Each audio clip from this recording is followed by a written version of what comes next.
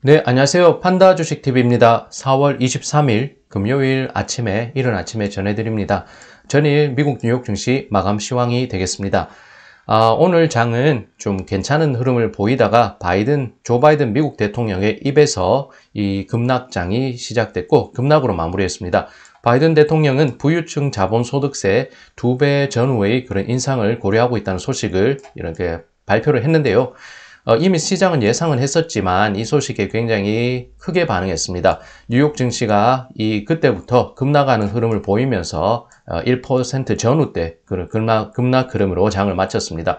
테슬라나 엔비디아 이렇게 성장주, 테크주들이 3%대 급락을 기록하면서 오늘 약세장을 조금 주도하는 모습이었습니다.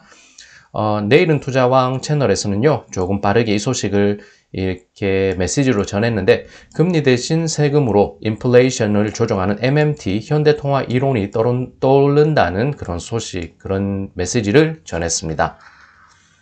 네, 빠르게 지수를 보면요, 다우존스 지수가 0.94% 하락, S&P 500 지수는 0.90% 하락, 나스닥은 0.94% 하락하면서 거의 1%대 가까운 그런 급락 흐름으로 장을 마쳤습니다. 이제 일종 움직임을 보면은 오후까지는 괜찮은 흐름을 이어갔습니다. 그런데 조 바이든 대통령의 자본소득세 그 부분, 이 2배 정도 부유층에 대한 자본소득세 인상 그 부분이 나오면서 급락했던 흐름이었습니다. 그래도 시장이 조금 이게 예상됐던 거라고 보면서요. 그래서 오후 2시까지 1시간 정도 이렇게 급락했다가 어느 정도 안정을 찾은 모습은 그래도 괜찮게 볼 수 있겠습니다.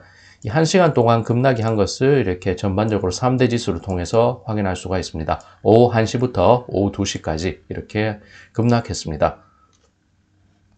섹터별 맵을 봐도 전반적으로 전체 섹터가 하락을 기록한 가운데 특히나 엔비디아와 테슬라가 낙폭을 좀 키웠던 부분이 눈에 띄었습니다. 금융주 가운데서는 이제 IB, JP 모건이 2% 이렇게 급락하는 흐름으로 안 좋았습니다.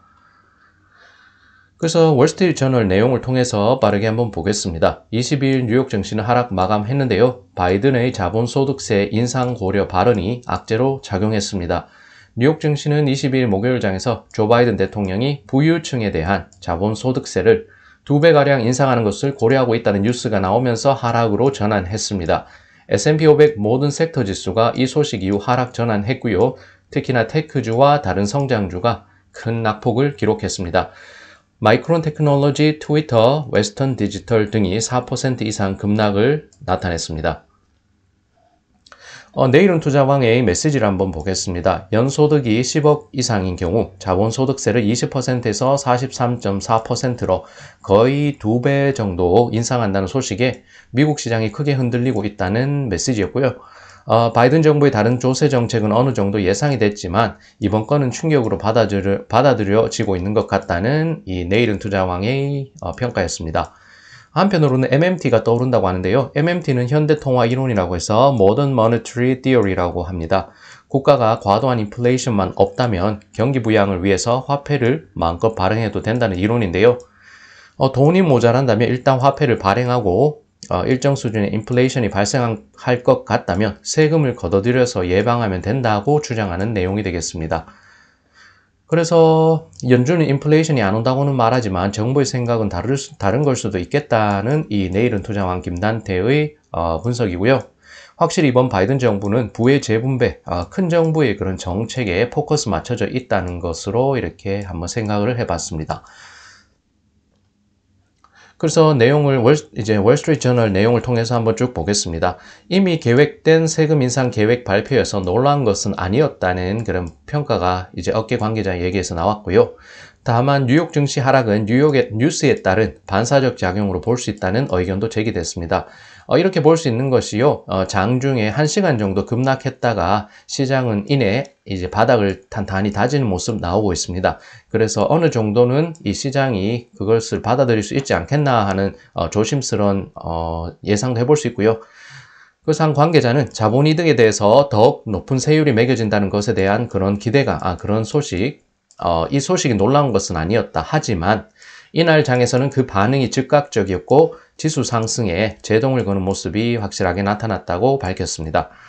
투자자들은 다른 재료를 봤는데요. 실적 발표와 고용시장 지표 등 재료를 소화하기도 했습니다.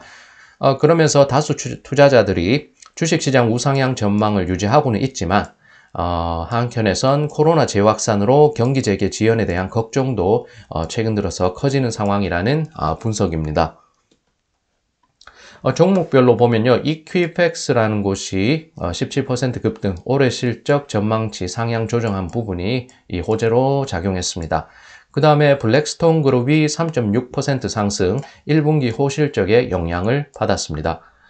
지난주 신규 실업수당 청구 건수가요, 54만 7천 건을 기록하면서 코로나 이후 또 다른 낮은 수치로 작용하면서 호재가 됐습니다. 고용시장 환경이 개선되는 신호로 해석이 됐고요. 미국 제10년물 수익률은 소폭 하락했습니다. 지난 3월 고점인 1.749%에서 지금 하락 추세를 만들고 있는 최근의 모습입니다.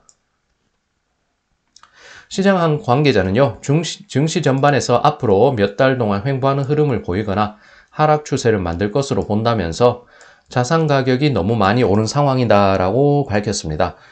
크레디트 스위스는 3% 하락했습니다. 신규 주식 발행 계획을 발표한 것이 악재로 작용했는데요. 이곳은 아케고스 강제 청산 사태로 1분기 큰 손실을 입었다고 해서 시장 내 많은 관심을 받았던 IB가 되겠습니다. 르노 자동차는 1.3% 하락, 1분기 매출액 감소가 악재로 작용했습니다. 그래서 주요 종목들은 전반적으로 모두 하락으로 장을 마쳤고요. 다수 종목들이 하락을 했는데 바이든의 부유층에 대한 자본소득세 2배 상향 조정 고려한다는 소식에 이날 하락 마감을 했습니다. 테슬라가 3.3% 하락, 크레딧 스위스 3.52% 하락, 엔비디아도 3.32% 하락하면서 시장을 주도하는 그런 주요 성장주 테크주들이 이렇게 3%대 하락했고, 크레딧 스위스는 신규 주식 발행한다는 그 소식에 아무래도 낙폭을 키웠습니다.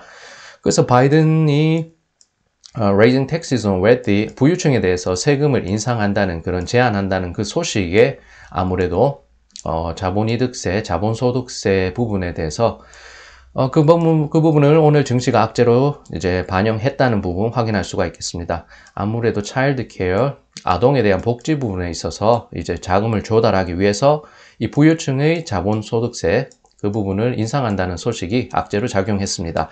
블룸버그에서도 바이든 eyeing tax rate as high, 그래서 44.4% 현재 20% 전의 수준에서 이제 43.4%까지 거의 2배에 달하는 이제 부유층에 대한 자본소득세 인상 고려한다는 소식, 이날 증시의 악재로 작용했습니다. 네, 뉴욕 상장된 중화권 종목들을 보면요, 조금 차별화된 움직임이 나왔습니다. 11개 종목이 상승, 9개 종목은 하락했는데요. 핀도더, 네디즈, 비리비리, 루펙스, 텐센트 뮤직, 베이진 등이 2에서 3%대 상승했습니다. 이렇게 조 바이든 대통령의 입에서 나온 그런 악재가 작용을 해서 상승폭은 좀 줄였는데요. 그래도 괜찮게 상승폭이 나온 이유는 아무래도 전일 공매도 세력들의 규제 강화 전에 쇼커버 위한 매수로 주가 상승 견인했는데 이 흐름이 이날도 지속된 것으로 해석이 됩니다. 오후에는 상승폭을 좀 줄였지만요. 그래도 다수 종목이 급등을 유지했는데 아무래도 그렇게 보면은 공매도 세력들이 중화권 종목에 많이 붙어 있었던 것으로 볼 수가 있겠습니다. 네, 여기까지 판다주식TV였습니다. 조 바이든 대통령의 부유층에 대한 자본소득세의 인상 2배 정도 인상을 고려하고 있다는 그 소식에 오늘 뉴욕 증시가 급락으로 마쳤다는 거, 그렇게 한 줄 평을 할 수가 있겠습니다. 네, 시청 감사드리고요. 다음에도 마감시황 아니면 좋은 영상들 준비해서 여러분들 곧 찾아뵙겠습니다. 네, 그럼 금요일 이번 주 장은 좋지 않게 끝났지만 산뜻하게 마무리하시면서 즐거운 주말 맞으셨으면 합니다. 네, 다음에 또 영상으로 찾아뵙겠습니다.